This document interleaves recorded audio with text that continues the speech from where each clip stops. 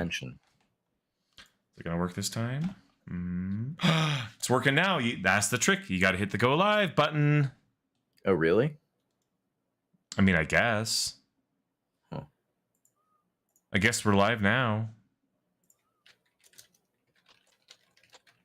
Do we need a light source for my face? That's Might really help. bright. You're luminous now. I have a beanie on. I look dumb.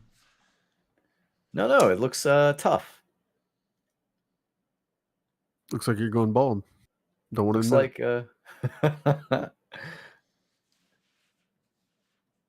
there you go. Let's go. Let's do Now this. you look like the elf on the shelf. I know you. You're Jesse Pinkman from Breaking Bad. Dude, I started watching Breaking Bad again. I watched the first half of the first episode. I watched the Weird Al documentary.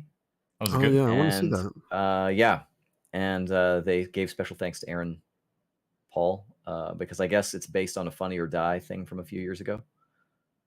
Cool. And he played Yeah. Weird Al. I did read about that. Aaron Paul played Weird Al? Only in just like a little 2-minute fake trailer for a movie that didn't exist, but it exists now. That is weird. It is weird. Oh, yeah. All right, I'm recording. Our new releases. Oh my gosh. God of War comes out like tomorrow, right? Very soon. It might be Wednesday. Whenever it is. Whenever it is, I'm out of town, so I can't play it. I'll start recording now. All right, Oh, hey, I'm the thing recording. popped up, so I think it's working. November 9th. November 9th. Yeah, that's 2 days from now. It's true. This man speaks truth. This man right here. I will open up Audacity. Are the reviews out for it yet? Such audacity. There have been people giving impressions for like a couple weeks. They had a half review impressions thing a week or two ago, and I haven't looked at any of it. I'm sure it's fine. I've seen people say that if the first one didn't impress you, this one probably won't either. It's the worst game since the PSP game. That's what they're saying. Yeah, since What? Chains of Olympus. Hero of Sparta, or what was it called? Ghost of Sparta. Ghost of Sparta. Sparta. There has not been a bad God of War game. Ascension was just sort of fine, but it wasn't bad. Like, I think. Wait, which one was Ascension? It came out at the same time that like Gears of War Judgment came out, and both of those were sort of. Yeah. Was it like starring not Kratos? No, it was Kratos, and actually it had a really interesting combat system where it had like this one button mode where you just kind of go crazy and just like start hitting people with. I mean, that's how the game is normally. Yeah. One button mode is called square over and over again. There was like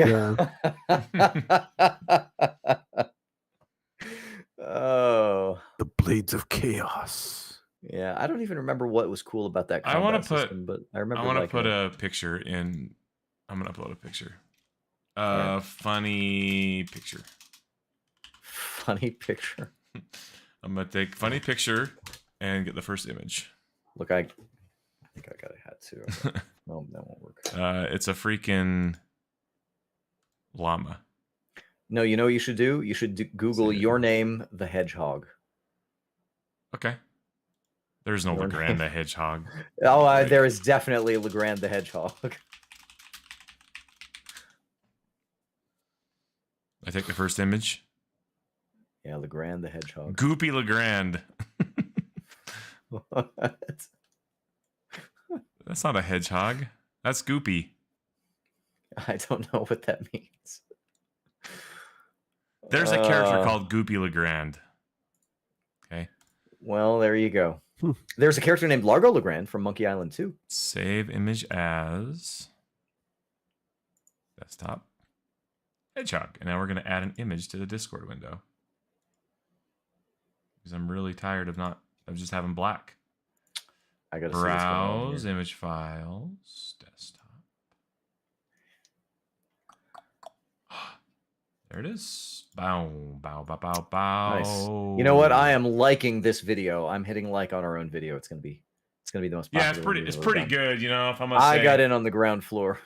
Top of the line streams. That's what you get from me. All right. Okay, ready to do this? That does it. We're now at full strength. Mm-hmm. Okay. What is I gotta see what this looks like. I don't see it yet. All right, I'll check it out later. Let's start I see it. See, that's totally a hedgehog. Yeah, but it's not from Legrand the Hedgehog. It's from a website that says Google your name the hedgehog and post the results. It still counts. Maybe I'll just Google Jeremy the Hedgehog. Jeremy Rose the Hedgehog. Woof. Ron Jeremy the Hedgehog. Perfect. We'll upload that one. Boy. You know, he's got to be like the Sonic the Hedgehog equivalent of like a Boys to Men, like lead singer. Jeremy the Hedgehog. All right. All right. Let's clap. Ready? 1, 2, 3. That was like the most synchronized 347. My bad. That was a pretty good one. Yeah, it was. 422. It was fine. 422. Got it. Got it. Do I need to look at the new releases, or are you guys good on them? Dale looked at it. I'm sure it's fine. Yeah, we're good. I'm sure it's average. I'll probably go in later and find something that you guys have unceremoniously overlooked. God of War Ragnarok. God of War Ragnarok.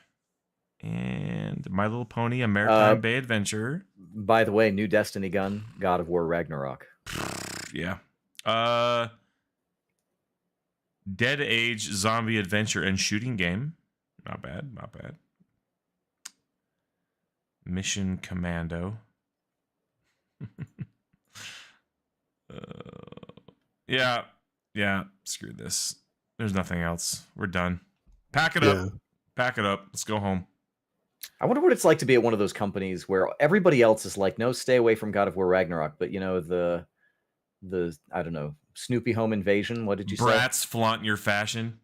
Yeah, they're like, no, this is it. This is our time. No, That's counter programming. I'm not going to let God of War get in the way of our success. Classic example of counter programming, right? Yeah. I mean, was that the tidal wave they were waiting for? They probably just wanted to get that out of the door as soon as possible. Brat's Home Invasion. All boats will be raised by God of War Ragnarok, incling Brat's Home Invasion. What? I think that's what you called it just now, right? Brats flaunt your fashion. Oh, yeah. Brat's Home Invasion sounds pretty. It sounds way cooler. I'd play that. Oddworld Soulstorm. That crappy game's coming to the Switch. You know what? It's time for me to play that. I'm playing it this next week. No, you're not. You know what, God of War? I'm sorry. Garbage. You're going. No, I was just gonna say God of War was garbage. I'm gonna play. Play. Oddworld's like, nah, we're coming out that week. Oddworld, we can take God of War. They're like, there's going to be an equal amount of interest. It really doesn't matter what week we launch it. Sorry, I only got one set of $60 in my pocket. What am I going to buy? God of War or Oddworld Soulstorm? Well, you got to figure that there's a pretty decent chance that the guy who's not into God of War is also the guy who's into Oddworld. Right? Into Oddworld. The Venn diagrams are two distinct circles separate from each other. If you think about it this way, you've got to launch at some point in order to get down to $9.99 in the bargain bin. I mean, you've got to, you got to get started. All right, when is the first Oddworld game? Is that a PS1 game or a PS2 game? PS1. PS1. Yeah, well, the new one plays just like a PS1 game. Let's just say that. And it looks like a PS2 game. I think that's why those people like them. That's fine. That's fine, I guess. God of War didn't come out on the PS1. Oddworld Home Invasion. No, it didn't. Oddworld Home Invasion. Oh. All right. Okay. Ready? Okay. Yep. Hello, everybody. Welcome to the Game by Show podcast. It's November the 7th, 2022. It is the day before Election Day if you are in the United States of America. Oh, that's right. Yeah, you know what? I got 2 voting days today because I got my ballot already, my mail-in ballot, and then I drove down, I dropped it in the drop-off box, and I came home to kind of tidy up, and I found my ballot. So I've got. So what do you think you Oh, actually classic voter dropped fraud. off? I I've knew got to it. go out and vote tomorrow. I knew it. Mhm. Jeremy's that guy. I'm the one there, and you know what? I don't have ID either, so they're just gonna have to whatever it is they Just have to argue trust you. about. I don't. Yeah, they're gonna take my word for it. What? I don't. Yeah, this guy looks trustworthy. I don't look trustworthy to you. Yeah. He's short and white and is in Utah. He's trustworthy. Yeah, We'll let him. yeah. We'll let him through. I get work off tomorrow for election day. It's like a holiday that my work gives us a day off. How about So, that? That's That's kind of pretty nice. And I already filled out my ballot. I just have to drop it in the box tomorrow. Can I do that? Can I just like take the thing I filled in and just go like? Yeah, you can take it. I don't know how There's a that works. Dropbox at Harriman City Hall, and that's where I'm dropping my. But I have to ballot have off. my The envelope, security though. envelope or whatever. Yeah, it's like the Yeah. yellow mail-in ballot, but you can still. You actually. I just- if I you're just write mailing my it name in, on it. if you are actually mailing it in, it has to be postmarked today, but you Right. can still drop it off tomorrow at a Dropbox. Yeah, I think I dropped off all of my identification in the box empty, so I'll have to go wait in Classic line or Jeremy, something. just double voting. It really seems like something that would happen to me. I don't know how that happened. I but bet you vote Republican too. Makes sense. it was pretty much straight line. So yeah. Straight up.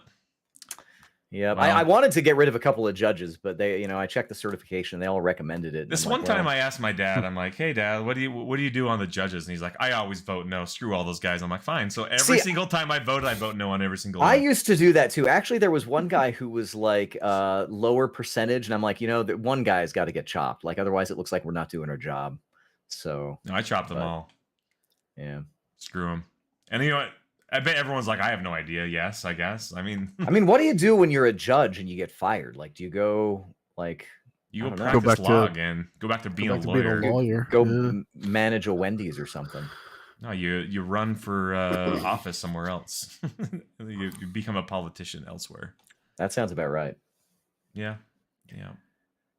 Well, I saw Drugs. the Weird Al documentary.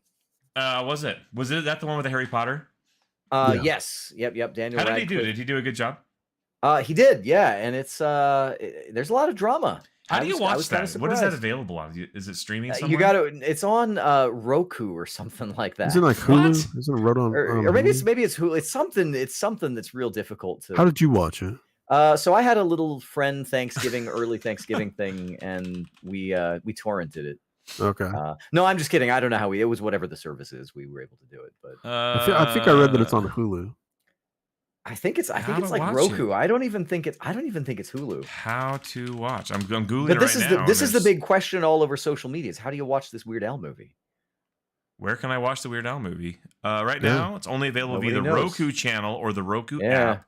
Yeah. Streaming the film is completely free on Roku. You don't even need to sign up for a subscription or to watch, although there are ads. That's true. Is there a That's Roku really app good on my point. phone? Is that how this works? Is there a Roku app on the Apple TV? There's the real question. Beats me, I man. don't know. I mean, I have not the word Roku. I thought that was the Baby Yoda. Roku I- was like the nomad of like MP3 players. Remember, like the first MP3 Roku means players came 6 in out. Japanese. Roku Roku. is. Yeah, I had a Roku for a while, and then Apple TV is just way better, so we have that now. Roku. Yeah. So it's good. I recommend it. Family friendly. But There is a there's Roku just- app. I'm downloading it. There's a lot to the Weird Al story that just has not been disclosed before now. So- No, it's on UHF. That's the real story of Weird Al. Yeah, that's that would be funny is if everybody was looking for this movie and they found UHF and they just watched that instead. I'm like, wow, this is weird. There's this guy. Radio What's his station? name? The guy in Seinfeld that got canceled. Like the first yeah, guy to ever get Oh, canceled. yeah. Michael Richards. Richards, yeah. Michael Richards. Yeah, the first before canceling was like trendy and in vogue. Yeah, Like, Michael Richards like started the whole trend. he was Yeah, on he the did. bleeding edge. That's Yeah. right. So that was good. So I do recommend that. And then other than that, a couple of video games this week. What did you guys do? I played a video game. Yeah, what'd you do, Did ya? Dale? Well, I played more Gloomhaven that I talked about last week, and that continues to be pretty cool. But what I'm most excited about is the Journey to the Center of the Galaxy in Elite Dangerous. Oh, here we go again. Jeremy's going to get all mad if you keep on. Here's the doing thing. it, Dale. Here's the thing. Dale has actually been running this nonstop since he talked about it last time, and he still has not made it to the center of the universe yet. No, I just decided the other day that I was flying, out sort of in toward the middle part of the galaxy anyway, and I thought, I might as well just go to the great, supermassive black hole that's in the center of our galaxy. It's only, 10,000 light years away, so no big deal. How is it that people were griping about like The Legend of Zelda: Ocarina of Time and Wind Waker, saying like, it's so boring to travel through the overworld. There's nothing to do there. And here's Dale, 2022, pointing his spaceship in one direction and just like letting it still go. Still going. I'm gonna get there. And it probably won't take that long. Maybe years. like another week. I can. My ship readout display thing tells me that I need to take about probably like another 105 warp jumps to get there. And I can usually bang out about 20 to 30 in a session. Not bad. Listen to a podcast, hop from star to star, see what planets. It's every time you go to a star system in Elite, it's like opening up a booster pack in Hearthstone. Oh my gosh. Because you just hit the surface, you hit the scanner, right? And you're like, well, what astronomical bodies await me in this system? And you're like, oh, there's a bunch of ice balls. Oh wow, there's like an ammonia world. It's a gas giant with water life. I've only seen about 1 million of those on this journey so far. But yeah, you get your scanning in, or you take a look at it and you're like, I don't think there's any Earth likes around here. I'm just going to bug out to the next system. Next system is it's like a neutron star. So for like a neutron star, if you get into its like quasar pulsar jets that it has, it'll supercharge your frameshift drive so that instead of jumping like 50 light years to the next star, you can jump like 200 light years. Dude, worth it right there.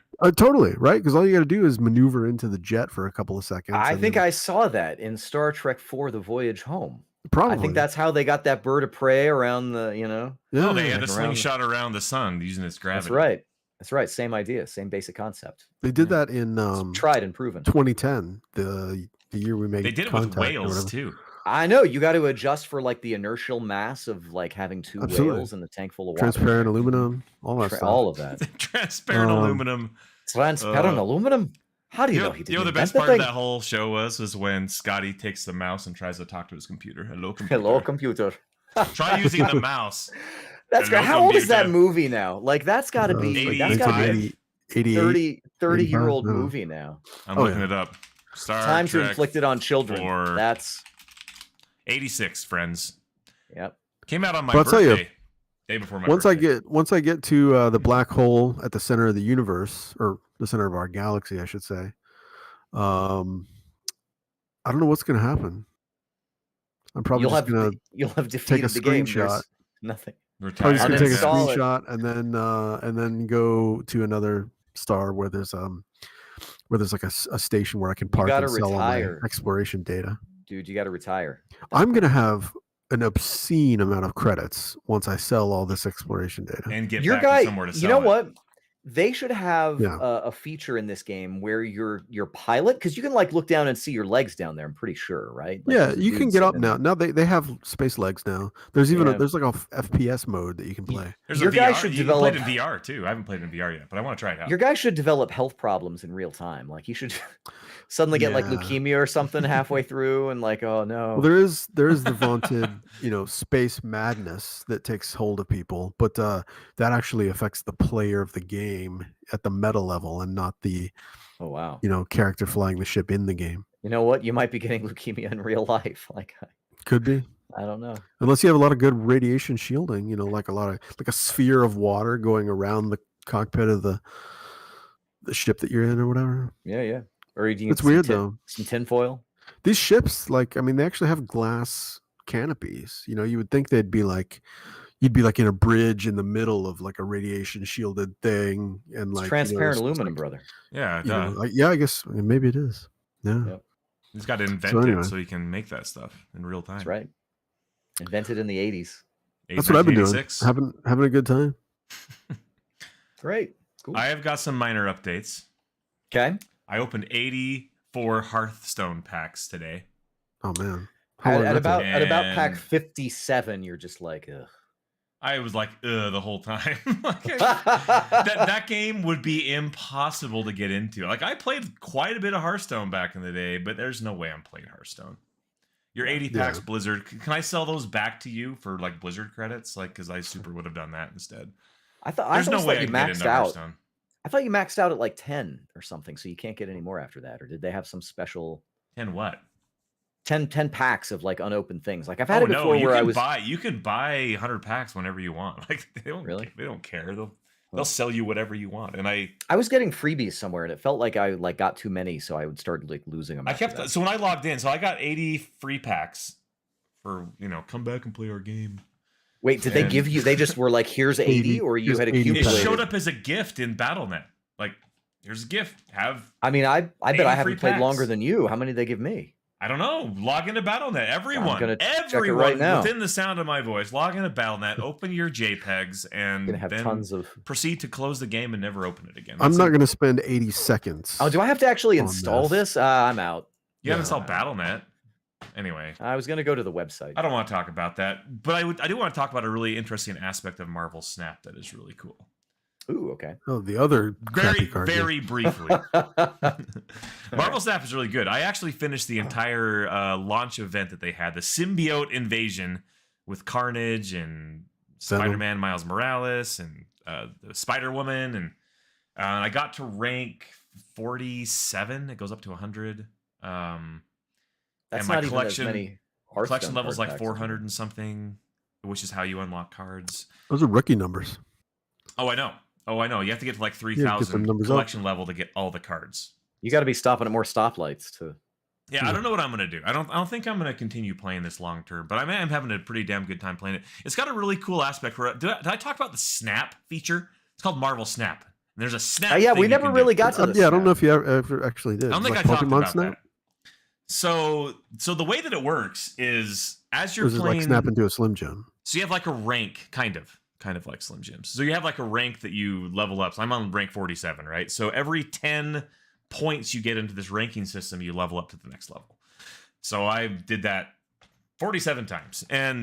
But the cool part is that as you're playing the game, there's like one point that you're kind of risking. It's like a risk reward type of situation. It's almost like gambling or playing poker and betting all your cards or whatever. So effectively you have like the one little pip that you're starting with, and if you leave or give up at any given point, you only lose one. If you wait until the end of the game and you lose, then you lose two. Now at any given moment in the game, if you think I'm going to win or I want to bluff this guy and think I'm going to win, I can snap, which is you just push the snap button, and you effectively double what the thing is going to be. So if it's one, the next turn it'll be two. So if the person can decide to leave at that moment, and if he leaves, he only leaves one. But if he sticks around because he thinks he might win, then if he ends up losing at the end, then he'll end up losing 4. And if he snaps back at you, then it goes up to 8. So can you end up losing more than you gain in a match? I mean, can you end up like going down the ladder? Either you win or you lose the game, or you tie. I actually have tied a game. So either you win or you lose, and if you win, you go up in rank. But if you lose, you go down in rank. And if you retreat, depending on where that is, it's kind of hard to explain. It's like it's like one point. So it's like one little ranking point, right? And if you wait till the end of the game, on the last turn, it's your very last, the 6th round, you're dropping your last card. And it says on the thing next 2. So if you wait until the round is over and you lose 2. But if you win, you gain 2. But if you drop out before then, you only lose 1, right? Now you can snap and double that to 4 by the end of the game. You can snap and lose 4. But if you win, you gain 4. But if you lose, you lose 4. And then if the other guy that you're playing against also snaps, it doubles again to 8. So the point of the game is not to win, but to know when to leave, know when to hold them and know when to fold them. So you're kind of betting up to 8 of these ranking points, right? And so there's times where it's like, oh, well, I don't think I'm going to win. But if I like retreat 3 times, but then win a match with a snap and I get +4, I'm still +1 in the lead, right? But if I leave, And if he snaps and I'm like, oh boy, I got a good hand and I snap too, all of a sudden I get 8, right? And then I'm off to the races and I'm up to the next rank or whatever. You know what I mean? So and then these points are what get you up the ladder of unlocking new things, right? no, these points are what gives you down the ranking system. So this is the ranking, like the ranking system, like the player level. Okay. ranks, Okay. Right? So there's like a rank the system. the ladder, the leaderboard, whatever you want to call it. Right. Okay. It has nothing to do with the collection level, which is now a whole nother thing where I'm almost to the point where I'm gonna have to spend money if I want to continue progressing. I'm not quite there Really? yet, but I still have I did spend $10. I bought the little event pass, the season pass or whatever, and got a bunch of cards, and I actually use those cards in my decks, so it's actually been okay. But the snap thing is kind of what makes the game interesting, is because it's kind of like, oh, I kind of have a shitty hand. I don't think I'm going to win, but I'm going to snap anyways and try to bluff this guy into thinking I have something good, right? Because as you start playing the game, you start to learn what the decks are. You start to see what this dude's playing. I'm like, okay, this is what he's probably going to do. And as long as he drew that trump card, before the last turn, I know he can drop something crazy on me, and who knows what's going to happen. And so knowing when to hold him, knowing when to fold him, and knowing when to walk away and when to run is the most important part of Marvel Snap. And it's actually pretty cool. It's actually pretty fun. So it's a unique mechanic that adds another dynamic to the game where you don't even have to finish. Like if you want to just bail after turn 3, like, man, I didn't get my 1, 2, or 3 drop, like I'm out. And you peace out, you lose 1. And the next round, you win 4. Now you're up +3, right? So it's like this really interesting dynamic of how to manage that gambling aspect of the game. So it's pretty cool. You never count your snap points while you're sitting at the table. No, you don't do that. Plenty time for counting when the red light's done. That's right. Red light. Yeah, wait till you're home. Start driving again. Home. Yeah. Yeah. So there's that. Marvel Snap's really good. I almost called it Pokemon Snap, which would be all right too. Yeah, it would probably be okay. I also have been playing Call of Duty, the new one, Modern Warfare 2. Yeah, I heard it made a lot of money.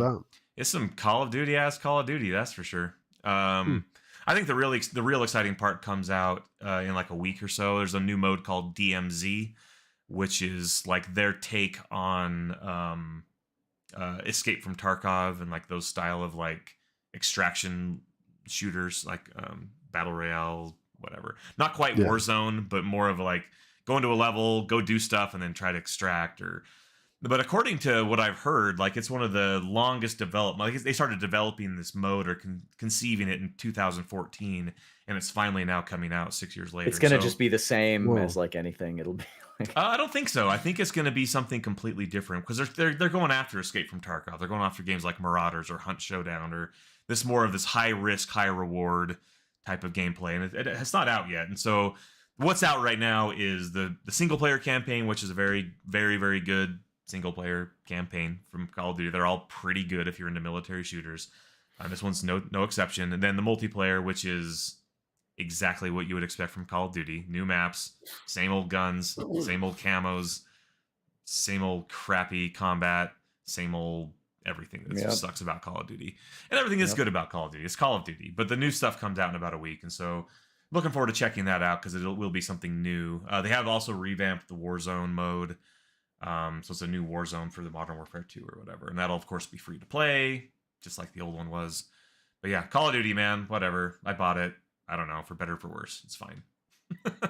That's all I'd say about that. I'll probably have more to say about the new DMZ mode when it officially comes out. I think it comes out on like the 16th or something like that. So it'll be a couple weeks. But for now, it's like Call of Duty's fine. I think I prefer Overwatch in my multiplayer shooters right now. And Hunt Showdown, of course. But that's that. That's all I've been doing, really. I did want to ask something. So Lords of Shadow, Castlevania Lords of Shadow. I mentioned this on the Discord somewhere that I bought. Castlevania Lords of Shadow, I bought it for like $5. Right. I got to a point, like the game's fine. It's like it's God of War. God of War, right? Yeah. It's good. It's really good. I got to this point on the second level where you're like in a swamp or something. Yeah. Does that sound familiar? And you had to like the prompt keeps coming up, hey, you got to grab these goblins. And whenever I grab them, nothing happens. Like the quick time event that looks like it's going to happen never happens. They break free. I take damage, and I can't get past that part. So I don't know what to do. Do you remember? I played through that, I don't know, like a year or two ago. Do you remember how I don't remember. Do you remember how that Oh, wow. mechanic worked? Because I can't figure it out, and the tutorial was like so quick, and I don't remember. And Well, it's like you grab a guy, and then if I remember, you just like choke him out or something. yeah, well, you grab him, and like a little quick time event like circle comes down. Oh, right? I think Yeah. with this, I think it's that you can't do it. This is one where I had a misunderstanding about how it worked for a long time. You have to. I think it's like I you have still to don't know. move the. You It have to has move to the be- icon so that it's into the circle. or Yeah, something. it's like it has There's to an be Those again, like icon you to colors. can't. move. All right, Go I- back and I- take a look at Yeah, it. I It's can probably tell you something for like sure. that. I do remember tried to having some Google problems. I with tried it. to like find it, and GameFAQs, like, because the game came out like a decade ago. Like I GameFAQs hate had that feeling. answers, and their answers were all wrong. And I tried to like watch like playthroughs of it to see what other people were doing, and I couldn't Does figure out it- what they were doing. Like, Does I it don't want know. you to be in one of the like magic energy gathering modes? Because there's like the dark. There's like the red energy and the blue energy. No, I think that's I too am early not in that the far. game. He doesn't That's have that Diablo. yet, You're yeah. thinking about Yeah. Diablo, dude. No, That'll this be is later Castlevania. on. This is Castlevania, not Diablo. Oh right. Yeah. Well, Yeah. Anyway, I don't know. Anyway, I Do you have dabbled in the that. Do you have the combat cross at this point? You start with that, don't you? Do you start with that? Yeah, like the whip thing. No. I don't even remember. No, what I it's have a you called. whip and I get, have daggers I can throw at these little goblin dudes There's that have like an bombs. upgrade to it that you get later on or something. I'll go load up my copy. I'll see if I can figure it out for you. No one will know. No one knows. Maybe Nobody I'll load up. Again. Nobody's ever actually finished the game before, and we just. I think you're probably right. I think you're probably right. No, I did. I finished it on PS3. I got it on PC. It was And awesome. you don't remember this mechanic that's so important and crucial to the game. I don't remember why they're trying to tutorialize it to you. It's not. Yeah, it's Well- like, did you like whip a guy and then like draw him in and then you're like, No, I like, walk up hold to him by and I his push lapels R2 and I grab him. and you And I grab hold him. him. A little two concentric circles are on the screen, and one is shrinking. But before Yeah. the one gets down to the smaller one, the guy like breaks free and I take damage. And I do it over and over again, trying to mash buttons and try to figure out what to do. Nothing ever happens, and then eventually I die because every time he breaks free, he does a little bit of damage to me, and I try it 20 times, I die, then I have to respawn and then run back to that area again. Yeah, no, there's something you're missing. Clearly, nobody knows on the internet how to Yeah, explain it properly. restart we'll the figure it level or out. whatever and see if We'll- it like gives you a tutorial prompt or something. We'll go on a special rescue mission at the end of the show, and we'll see if we can figure it out. I wonder if is that the part where they're trying to like tell you how to like jump on the back of the big troll or whatever? There is eventually like a big dude, like a big Yeah.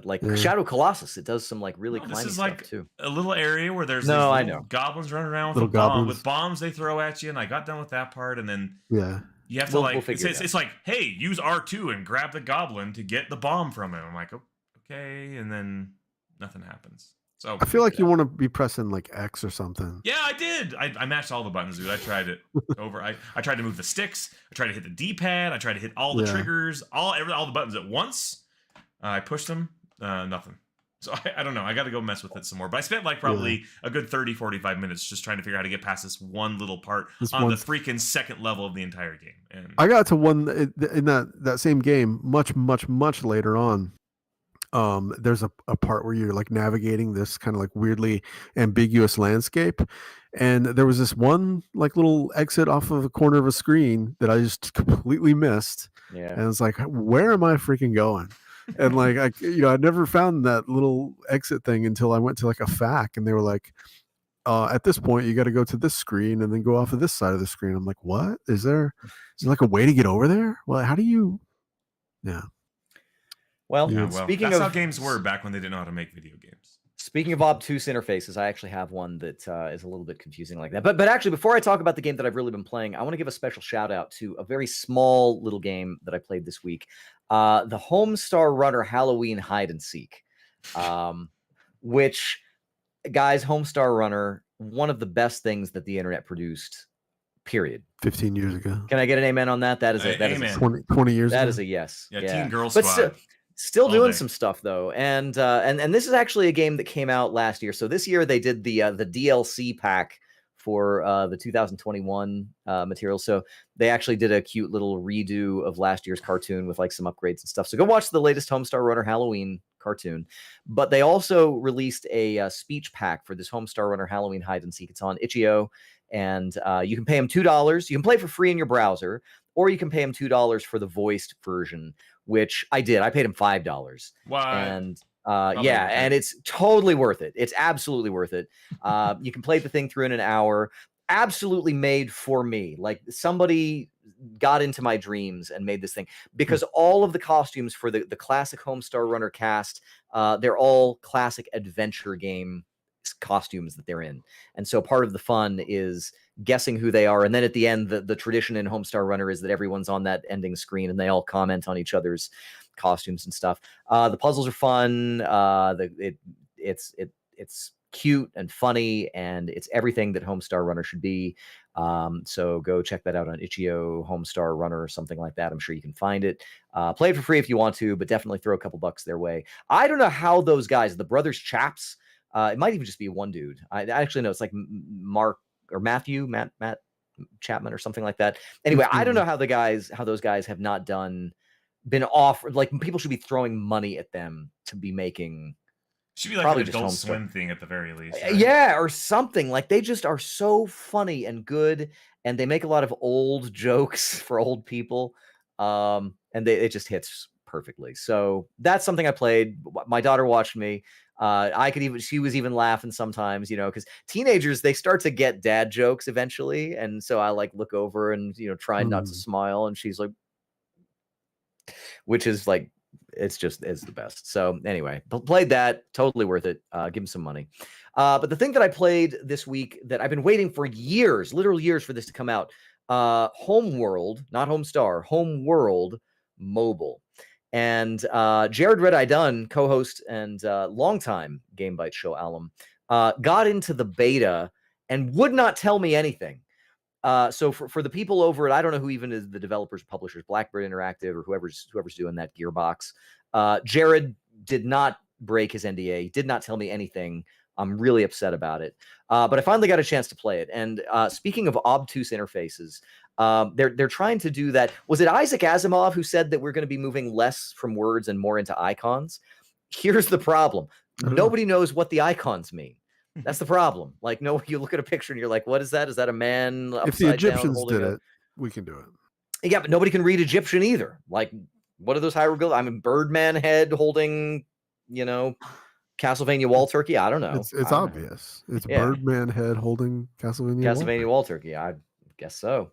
But I will say that this is a pretty capable adaptation of Homeworld onto a mobile platform. The game takes place in sort of the same kind of 2 or 3 arenas. The original game, you would have your, I guess you'd call it your tactical mode, where you've got your ships. You could always zoom way in and zoom way out and whatever. But then you could hit the space bar, if you remember, and it would take you out even like even further to kind of like the battlefield kind of view or whatever. And you could kind of make some macro moves and things like that. This game does all of that, and it also has a sort of a mech warrior or battle tech star map kind of thing where you can do jumps to different areas for different purposes. And the game has a pseudo kind of semi-open worldness to it. There are missions that you have to do, and sort of in the same way that mobile games, they have kind of a critical path that you've got to do, and they will unlock abilities and things for you, but you can sort of at any time decide that you just want to go mine resources or something if you find that thing, if you find that fun or whatever, or if you need resources. And the game is real time, so it plays just like Homeworld, the big boy game.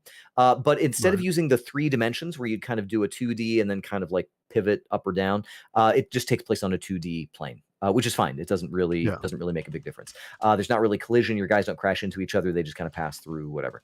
The classic, capital ship and Corvette class, and then you have your fighters and escorts.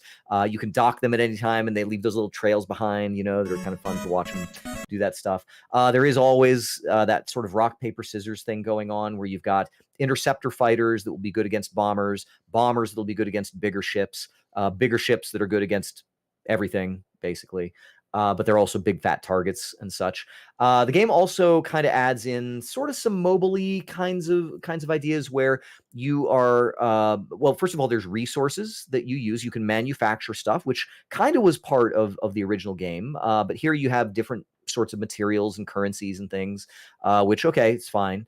You also can get bridge crew that unlock different abilities for your ships. So if you have something like 4 slots, and you can get different kind of bespoke characters that you can slot in there, and they'll give your capital ships the abilities to do special attacks and stuff, like big, Gauss rifle, pile gun kind of attacks, or missile barrages, or whatever. And I would say the combat is not super deep, but depending on how you configure your fleet, that's another part of this, is that you can build and swap out sort of the escort ships, the sort of mid-size ships that go with your capital ship. Cool. And they have different abilities. So you have assault frigates that'll do different than scout frigates that will do different from other things. You can also upgrade all of these ships, which basically just makes them more potent in combat, upgrades their abilities, armor and hull ratings and things like that. But as you go through the game, part of the idea is that you're going to scan stuff. So you can scan stuff on the tactical level, you can scan stuff on the sector level, and that will kind of give you that will reveal the objectives that you need to do. And it's hard sometimes to figure out what you're supposed to do next. There is a little mission board that you can kind of tap on at any point to kind of go and figure it out. And actually, sometimes graciously, it'll actually take you, by tapping on that, it'll take you to the menu item where you're supposed to, like, oh, manufacture 3 of these ships to see how manufacturing works, or whatever. So that's kind of nice. But it is a little hard sometimes to figure out what you're doing.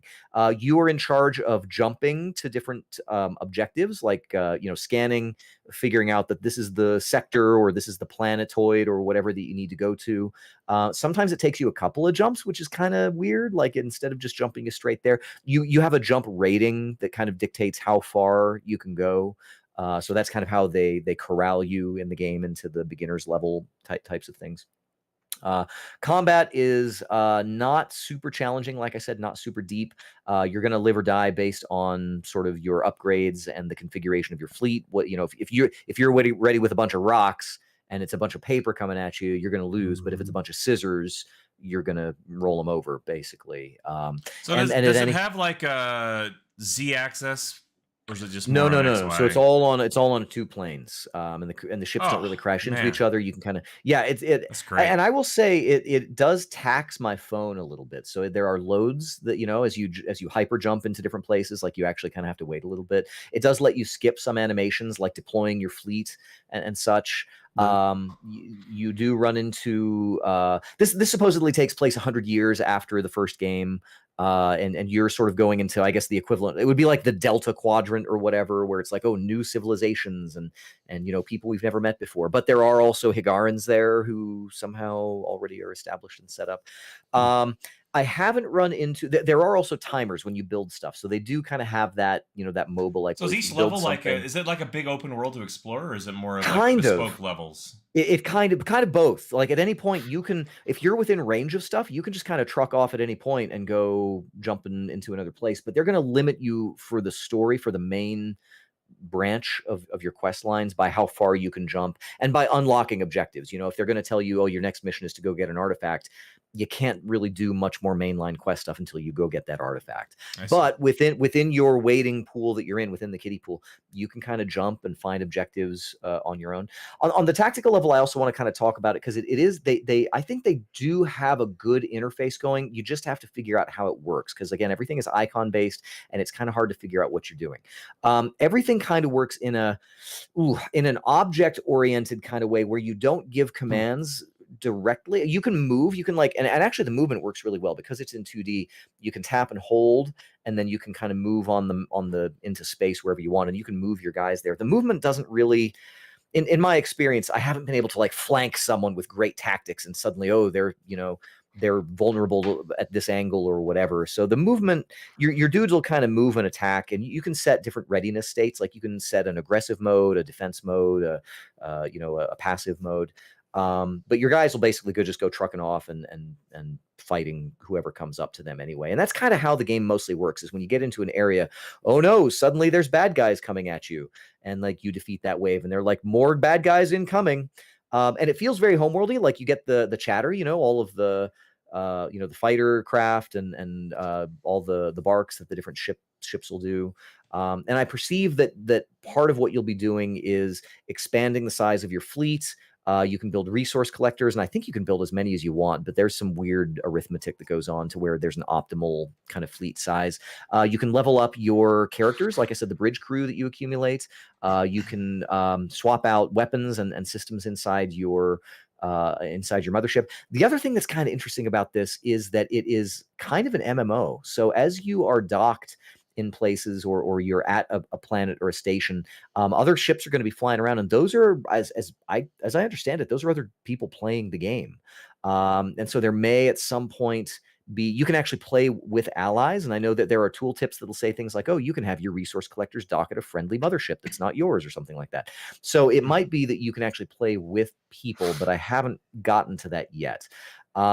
There is enough, it has enough of a smell of mobile stuff that I'm like a little bit not sure what to make of it. Yeah, I was going to ask you what the monetization looks like, because it's Yeah, free to you can download.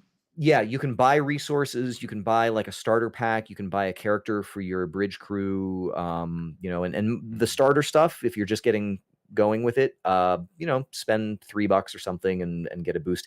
The thing is, I don't exactly understand how all of these resources fit together or what would be the benefit of spending the money yet.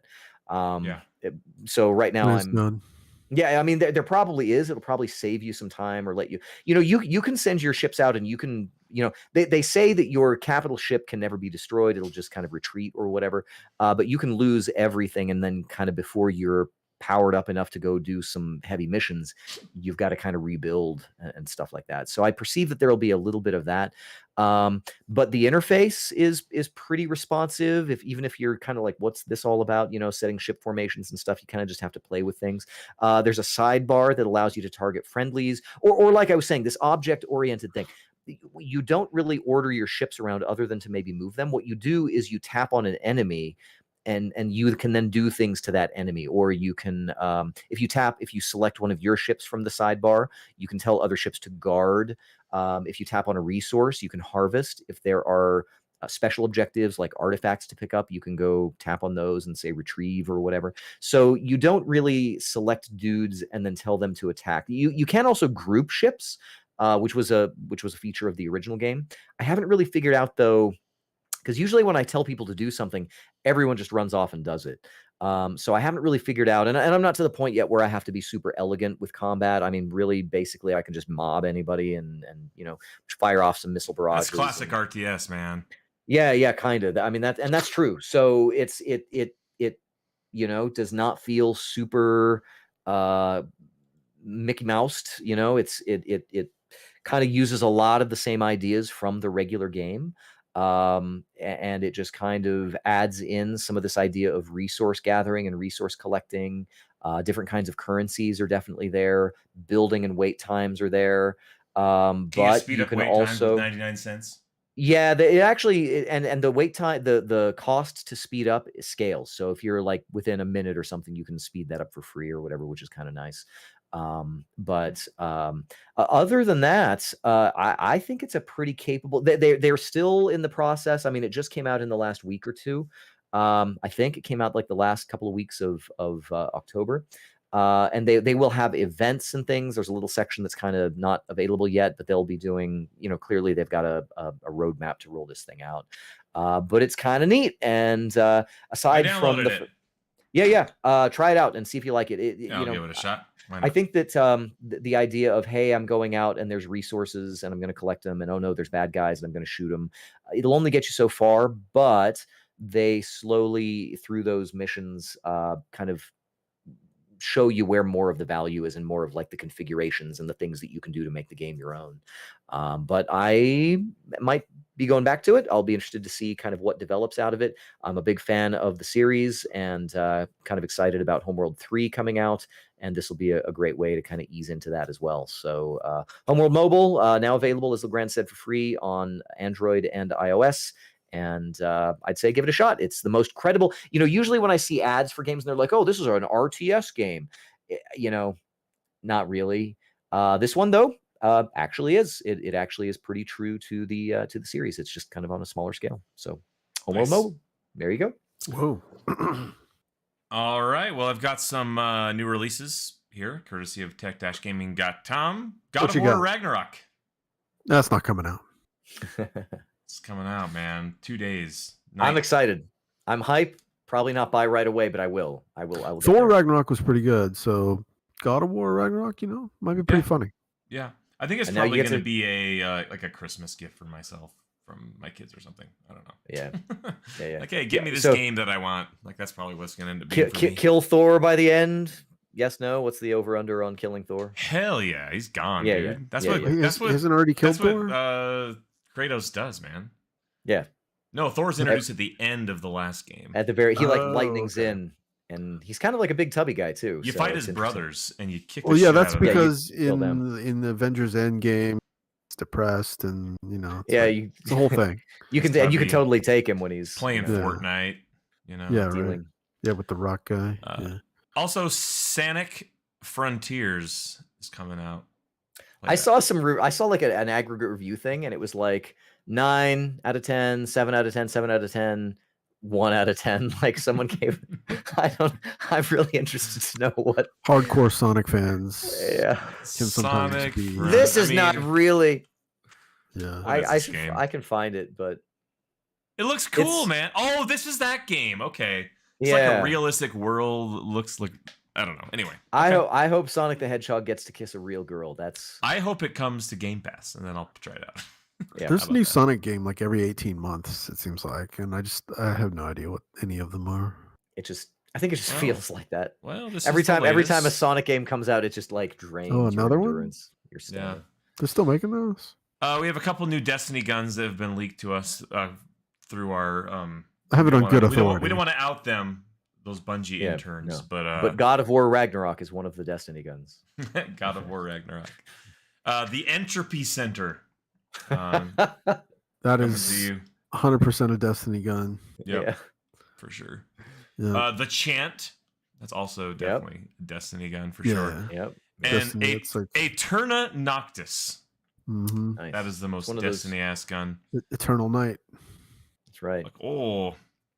And that's all of that Very good. for you today. Well, news and topics. Here's a big one that I put on here just because it's relevant to Dale Count Elmdor Jones.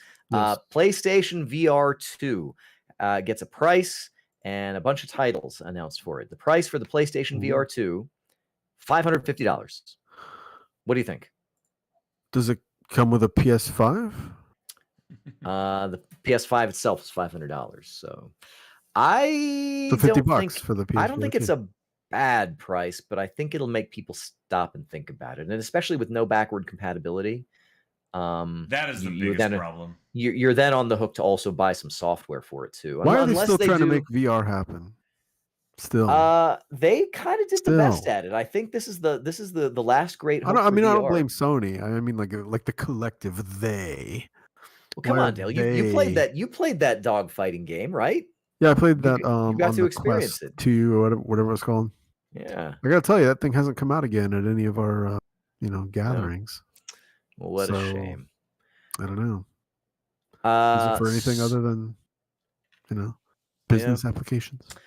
You can actually get a bundle version that comes with Horizon Call of the Mountain for $599, which means that the retail price for that game is going to be at least $50. Maybe it'd be more. I don't know. Maybe it's a deal. Maybe they'll give you a little bit of a break on that.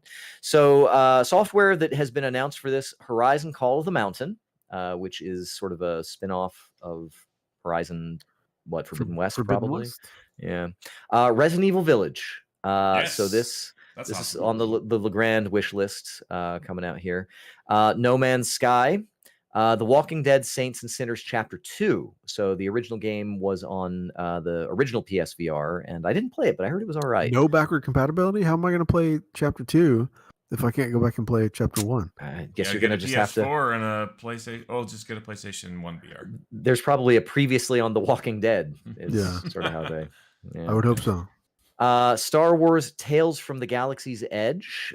This was only available on the Quest, I think, at the end of I 2020. downloaded it and opened it up once and then Really? turned it off. Is that right? Yeah. Okay. One of the Dark Pictures games, so the Man of Medan and whatever else. The Dark Pictures Switchback. This is from Supermassive Games, a spin-off of the first season of the Dark Pictures anthology. These guys recently did VR with the Until Dawn spin-off, the Rush of Blood on Rails shooter game, which was pretty all right also. Crossfire Sierra Squad, which is a multiplayer shooter, which is popular in Asia. Crossfire X on Xbox One and Xbox Series X back in February. So you play as the leader of an elite fire team in the middle of a war over a top secret biochemical weapon that has recently been discovered. You had me at elite fire team. Really. Yeah. I'm it's Crossfire Cross. You pronounce the X as a cross. It could be. I mean, it's from Asia, so yeah, it could be. That's how they do it over there. Crossfire Cross. Then Hello Neighbor, Search and Rescue. I don't like Hello Neighbor games. They're not anything good. A few others after the fall. Cities that VR, looks pretty which cool. actually is, After the fall looks cool. Does and it? I was Cities thinking, VR looks cool too.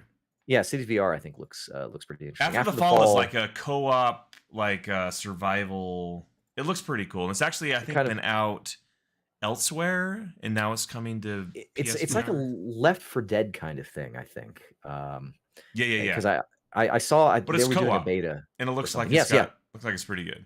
Anyway. Yep, exactly. Jurassic World Aftermath Collection. I don't know if that's is that the theme park building thing? Maybe not. I don't know. The Cities VR is the Cities Skyline spinoff, though. Yeah, I think that's that great. Would I think the idea be pretty cool in VR, right? Yes, exactly. Like having your toy set or whatever, and being able to like zoom down in and terrorize people. Absolutely. Right. They should have a Godzilla mode where you can just like stomp and like crush your city. Wouldn't that be cool? Or you pick up a tornado and throw it at your city. Yeah. Wouldn't that be like? But Godzilla like stomping on a city. Wouldn't that be like one of us like stepping on a Lego? Wouldn't it really hurt? Maybe Godzilla's foot. I mean, Godzilla's not that big. He's also Godzilla, so I don't know. Godzilla's not big enough to step on a city. You can smash things though. We can step on a car. Sure. Yeah. You know, or like a wall, like Light a Brigade, garden wall. Cosmonius High, Pistol Whip, and something called Tentacular. Pistol Whip. Pistol Whip. Yep. That game rules. So that's what's coming out for the PlayStation VR. So this is going to launch in February 22nd next year. So 550 is still too much for this thing to become mainstream. I think that the original PS VR, which I have and you have too, Jeremy, was an impulse buy price of like what, $200 is all that thing was? I think it was more than that. I want to say it was like $3 something. $250?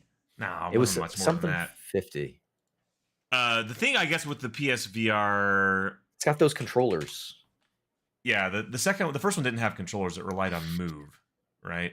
Right, correct. And which for me meant I didn't have to buy the controllers because I already had them. I never got a Move controller for it, so I just didn't have Move controllers. Which was even fine. after you got the VR, or yeah, I never got them. Oh really? Oh wow. So all the games that I played just didn't use them or whatever, which was fine. I am interested in this. Like, I'm still actually interested in VR. It's been a while since I've put on any VR headsets, though, so I don't know if I'm just like fake interested. But I am generally interested in the medium of virtual reality. I'll have to kind of see how the finances are looking in February, but I'm not gonna stretch myself. Yeah, 550s. I mean, I don't know what would I mean. I'm interested in those games, but there's probably comparable experiences on the Quest. You could buy a decent amount of Warhammer miniatures for $550. Yeah, you could, and you could buy a lot of Hearthstone cards too. A lot of records. A lot of records for $500. At least a couple of them, or one box. Or you set. could buy a PlayStation 5 for $500. Yeah, that's true too. A whole game console. Yeah, that is a prerequisite. I guess is probably worth saying is that you've got to have the PlayStation. Yeah, you have 5. a PlayStation 5. You're dumping over $1,000 on this thing, right? Yeah, that's true. Yeah, that is also something to take into account because I don't have a PlayStation 5. So like if I did want to get this, that would be a pretty big outlay. Yeah, that's true. Dale, you don't want to get this, so I don't. We've already determined that. I want to get a new PC. Yeah, there we go. Now this old thing to something good and new. Well, speaking of outlay, Microsoft is still catching up after the. Is it safe to call it a fiasco of Halo Infinite? Is it? I think the whole Halo franchise has apparently been a fiasco for several years now. Because after the, who cares? All the stuff around the Master Chief Collection, where like, you know, like they came out and it was unsatisfying to so many people apparently. Yeah. And Yeah. then they had to start giving away everything for free or whatever it was they were doing. Well, The reason I put this on here now is that it's like, can we just let Halo go? Maybe, maybe either let it go entirely, or just let it be what it is. Why does it have to be like? Why does it have to save Microsoft? Save the Microsoft Xbox. does not need saving. I think it might Exactly, be. I think it might be time to bring back Killzone, though. Yeah. No. Eh? No. Sure. No. Killzone's too ugly of a game. Whatever. I sure like Killzone, though.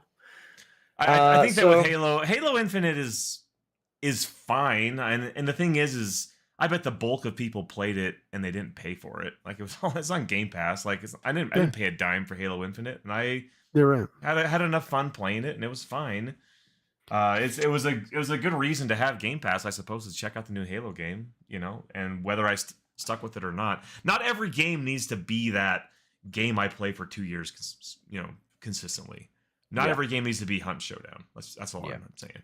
So if I play through the game and I had fun in the 20 hours I put into it and it didn't cost me anything, like, who cares, man? Like, I don't know. I think it's just, I guess, the cachet of the name and the history of it is just people expected something, or maybe even Microsoft expected something. But to call it that tripping and stumbling at the finish, like, who cares? Like, the game was fine for what it was, and the multiplayer was fine for what it was, and no, it didn't have Call of Duty longevity or Hunt Showdown longevity. I'm going to bring that up again, or Apex Legends or whatever. Like, so what? The interesting thing is that this so the thing that precipitated this is Xbox Game Studios head Matt Booty was on the Friends Per Second podcast and kind of just spoke frankly about it and kind of said, we've had these problems with it, and I mean, it's plain for everybody to see, but it was kind of interesting for him to talk about that. He says he did say there were some good things. They had a peak of around 20 million players, which is a lot. And that was during some challenging times. It's pretty damn good. 20 million players. Like, yeah. I bet they have not retained that, though. I'm sure that is. But who cares? Who cares? Well, I guess partly, as a company that puts out a lot of money for something like that, they want to see a return on that. Well, you have 20 million people that sign up for Game Pass, like, or are signed up for Game Pass. I don't know. I mean, well, and the thing that he really had kind of said is that there is a lot more demand for the content, and they just have not been able to supply it, and that includes things like the co-op campaign and all of the things that they were wanting to do with their Forge mode or whatever that is. And he says that basically their team is really just trying to recover from that. So I think it is interesting when guys are willing to speak frankly about those kinds of things. So yeah, I guess from their perspective, if they see it as a failure, me as a gamer, I got what I wanted out of it and I moved on to the next game. Like, there's so much game out there to play. I just didn't think it was fun. I thought it was great. I liked the single player campaign. I played a bit of the multiplayer and I had fun playing it on PC.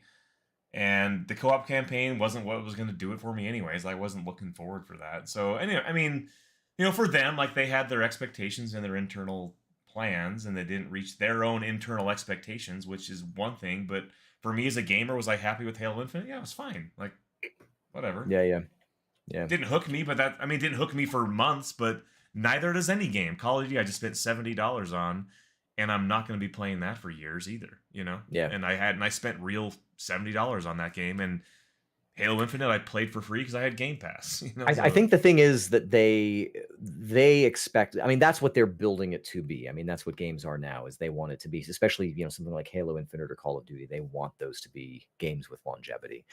So when it doesn't catch the way that they expect it to, like they can tell. I think it's been too long since they released a good Halo game that had that. I mean, gaming has moved on. Like, was there a battle royale mode in that? No battle royale. Okay, well, that's what everyone's playing. They're playing Apex Legends. They're playing PUBG. They're playing Counter-Strike. Fortnite. Was there a mode like any of those? Like, no. There was Team Deathmatch and Hold the Skull. Like, the same classic Halo modes. It's just people have moved on from. I agree with that. I have to agree with you about Call of Duty doing at least try. I mean, they had their Godzilla King Kong mode and stuff like that. Like, I think those are the things that. Yeah, Fortnite is what people want. They don't want old Halo. Like, the people that want old Halo are old people like us that don't have the time to play games anymore. Like, it's agreed. It's fine. It's just, I think the gaming culture has moved on, and my kids they never played a Halo game. They could care less about Halo. Yep. So what are you doing to catch those people? You don't have a battle royale mode. That's what they're playing. Like that's Halo what Fortnite's doing. Roblox. Okay, now we're talking. Yeah. That's what the Forge is, right? I guess maybe that's a misstep. Forge could Yeah. have been something cool. So I think the Forge was a pretty cool concept. Yeah. Anyway, It's true. Forge was around way before Roblox. Forge was around in freaking Halo 3, right? Halo 3 had Forge. Yeah, exactly.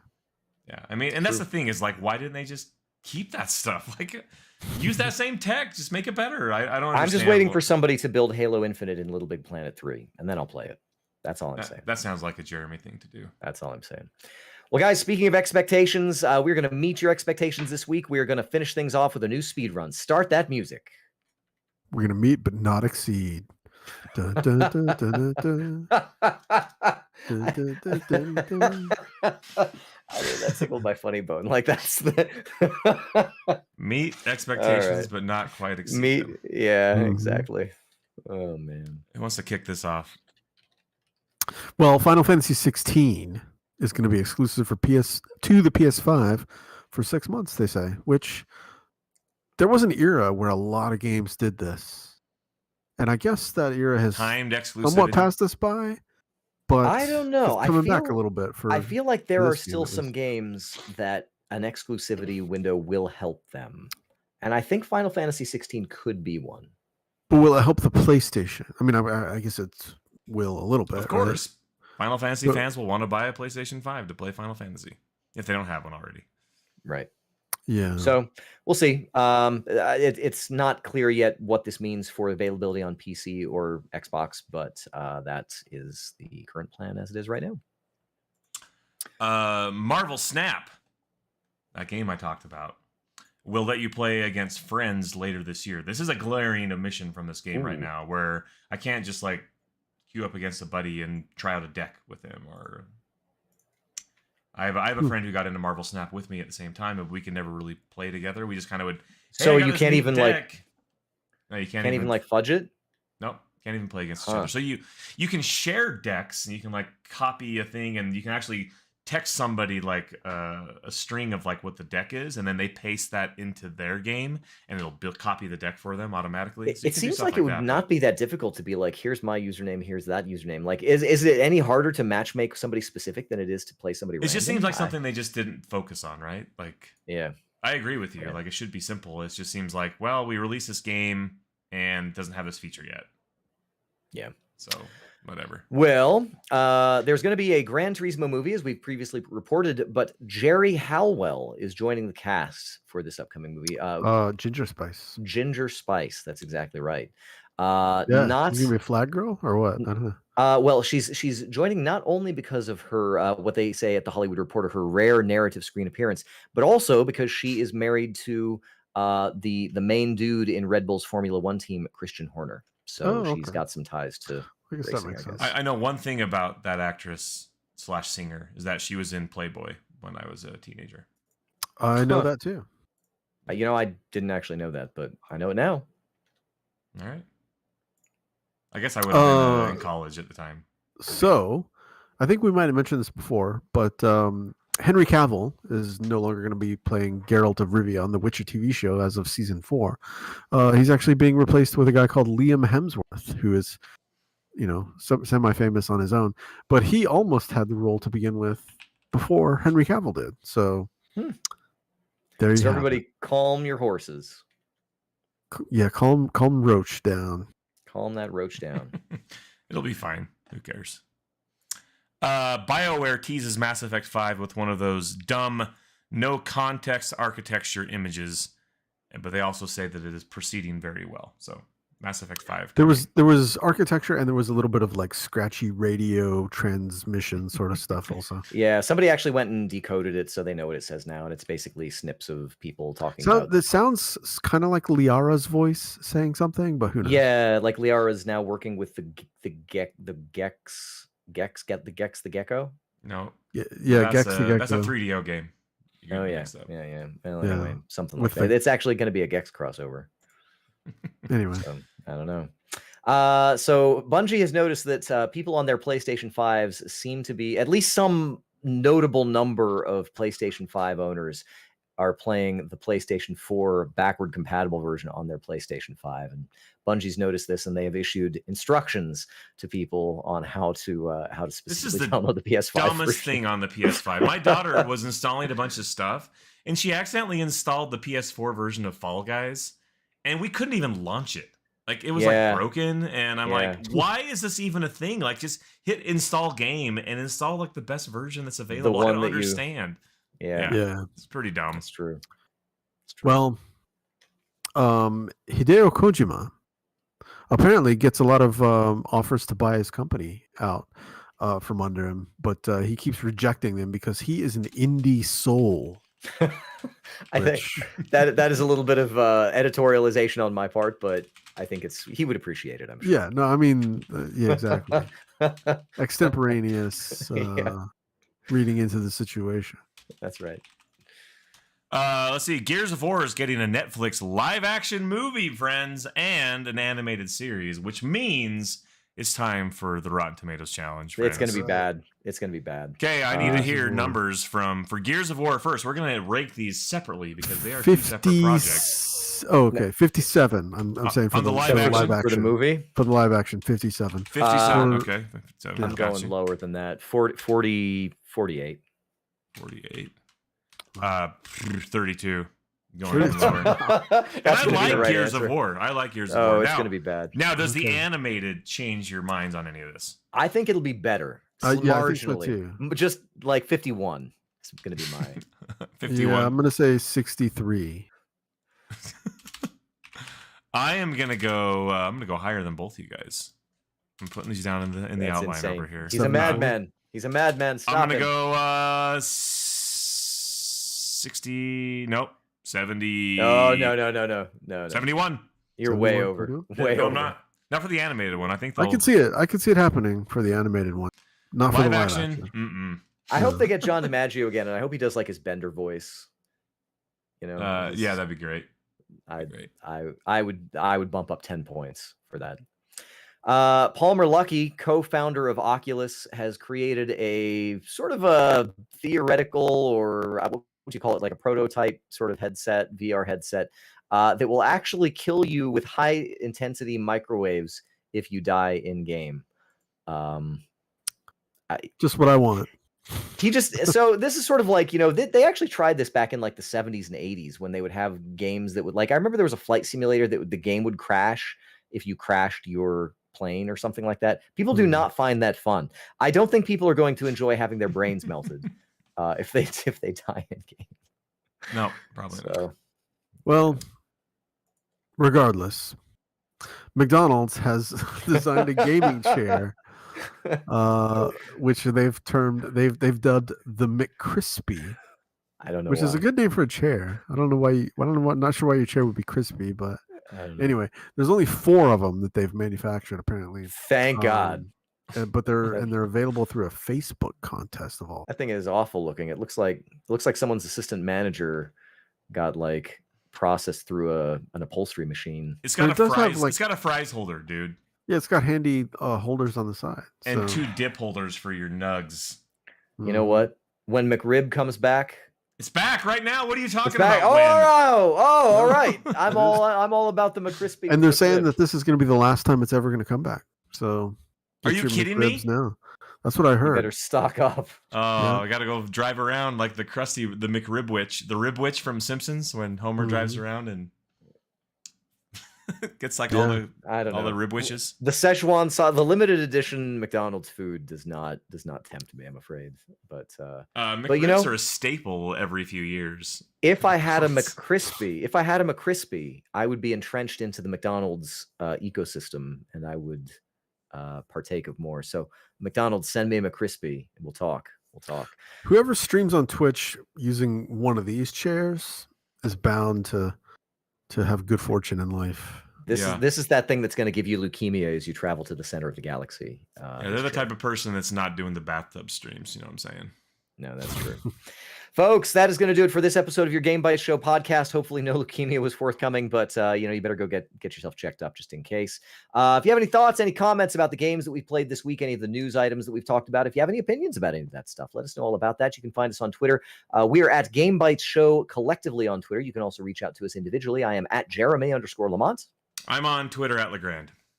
And I am still on Twitter as well. Count Elmdor. Wonderful. We are not getting a Mastodon account. Yet? Yeah, no. I do have a Mastodon account. I must have made it like, I don't know, a bunch of years ago. You should. I don't remember anything about it though. Yeah, I'm like zero interested in all the kerfuffle or whatever. I'm not getting. I wasn't interested in verification when it was just verification either. So yeah, right. I'm certainly not going to pay for it. Yeah, no. But of course, if you are not about that social media life, you can find us at youtube.com/GameByteShow, which is actually just another form of social media. But hit that subscribe button, click that bell, be notified when we go live, because we do this thing on YouTube, and you can send us nasty comments in real time if you like.